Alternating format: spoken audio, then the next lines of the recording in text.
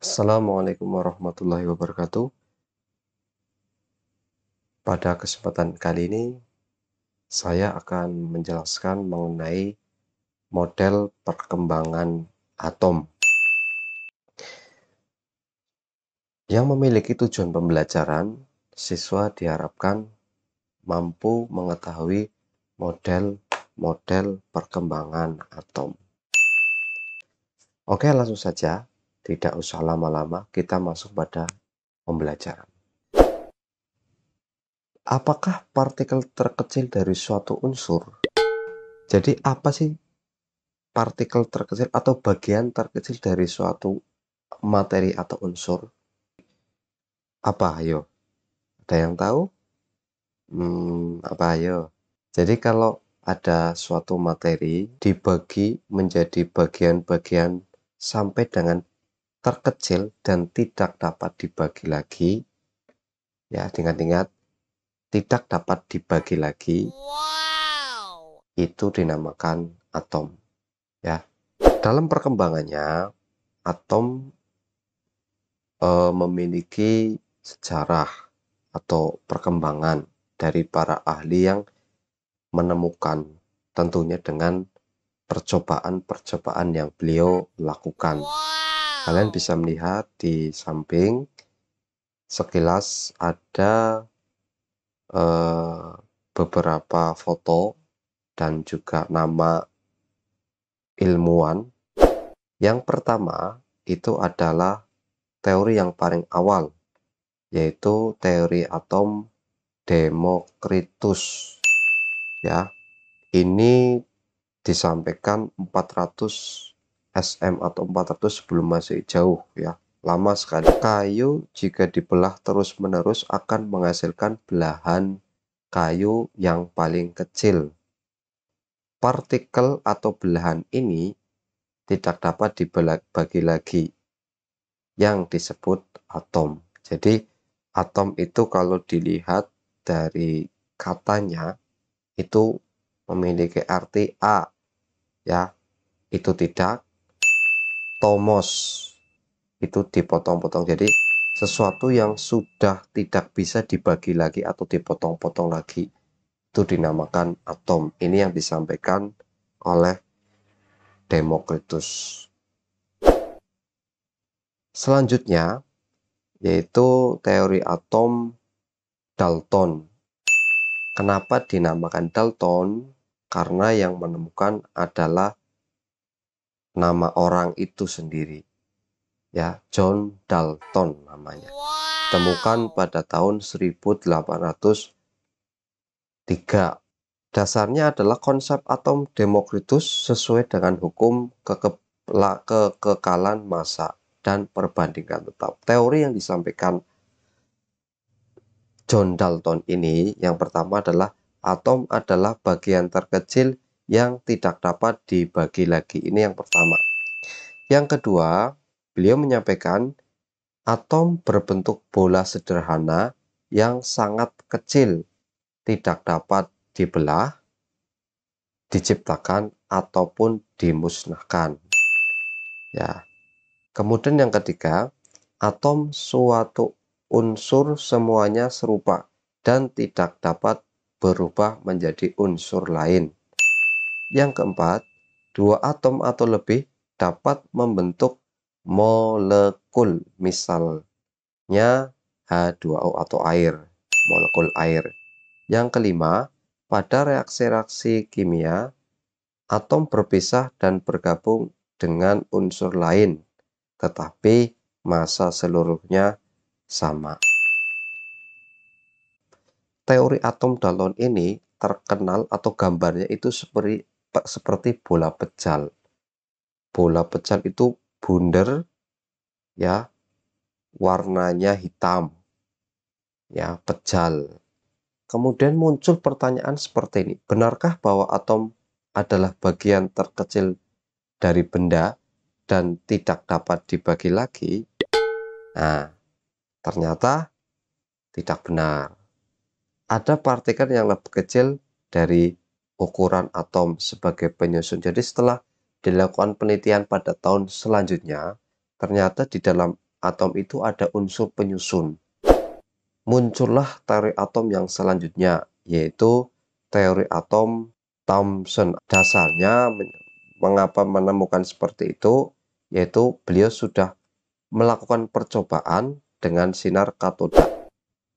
Percobaan ini membuktikan bahwa sinar katode adalah berkas partikel yang bermuatan negatif atau berkas elektron. Nah, kalian bisa lihat. Jadi setelah dilakukan percobaan oleh J. Thomson, ternyata di dalam atom itu ada muatan-muatan elektron dan proton. Kalau elektron itu yang bersimbol negatif, kalau proton itu yang bersimbol positif. Kalian bisa lihat di gambar, ya. Nah, teori ini dikenal dengan Rotikismis. Kemudian yang selanjutnya, ada ahli atau ilmuwan yang melakukan percobaan. Namanya Rutherford, penemu teori atom Rutherford. Dasar dari teori atom ini adalah percobaan penembakan lempeng emas dengan sinar katode. Inilah orang yang menemukan inti atom. Pada teori sebelumnya, itu belum disampaikan bahwasanya di dalam atom itu ada inti atom. Hanya menyampaikan bahwa di dalam atom itu ada muatan, baik itu muatan positif atau proton atau muatan negatif atau elektron, ya. Di teori ini muncullah yang namanya inti atom dengan percobaan yang bisa kalian lihat. Sinar alfa ini ditembakkan ke logam emas. Ada 3 kondisi di sini. Yang pertama, ada yang diteruskan, ya lurus. Ada yang dibelokkan, dan ada yang dipantulkan. Ini memiliki arti.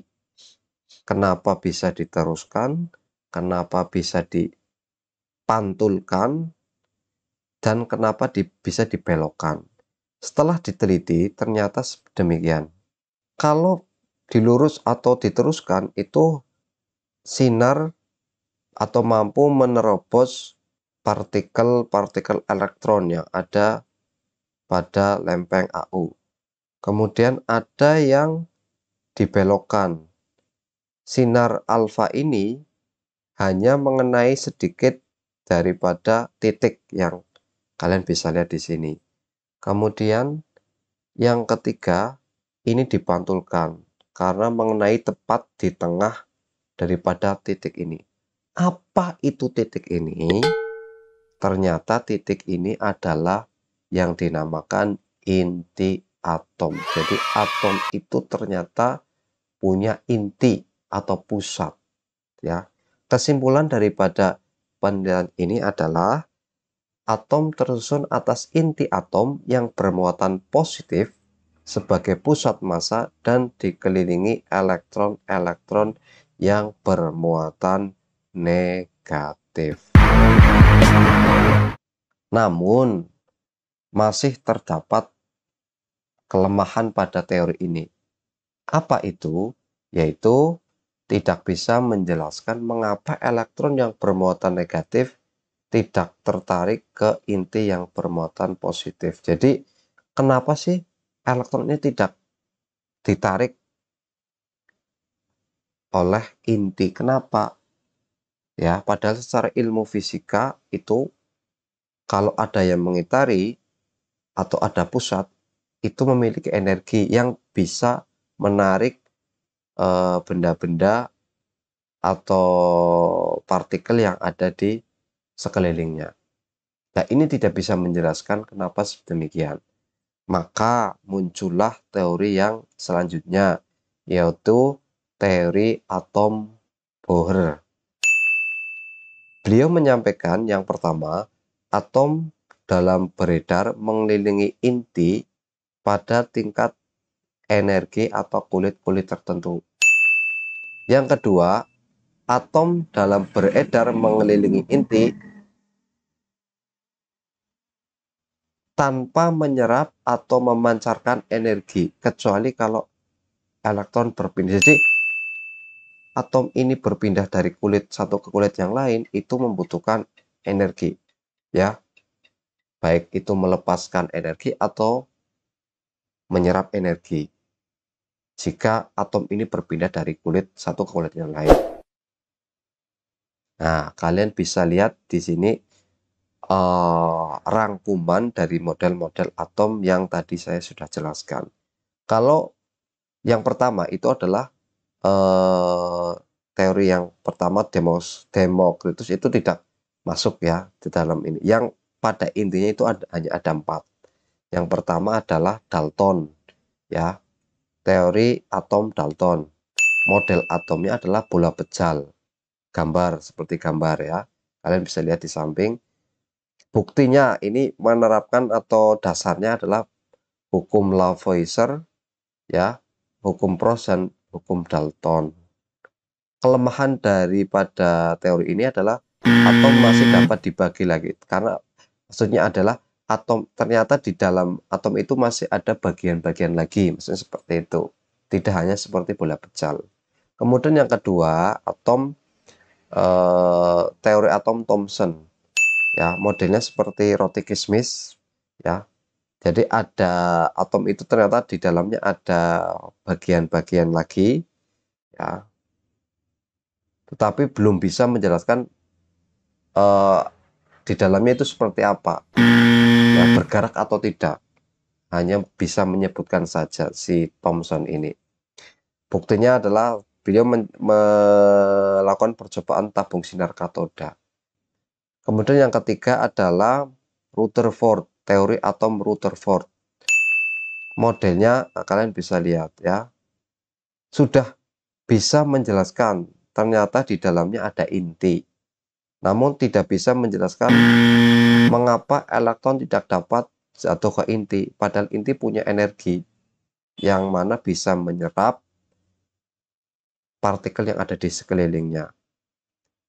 Ya, buktinya ya tadi sudah melakukan percobaan penembakan sinar alfa ke logam emas, ya, seperti itu. Dan yang terakhir ini adalah teori atom Bohr, ya, seperti halnya orbital elektron.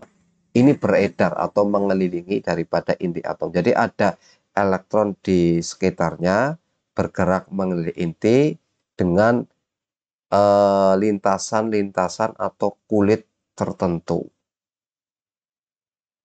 Dari saya cukup itu, nanti kita akan lebih lanjut pada pertemuan selanjutnya. Sekian, wallahul muwaffiq ila aqwamit thoriq. Wassalamualaikum warahmatullahi wabarakatuh.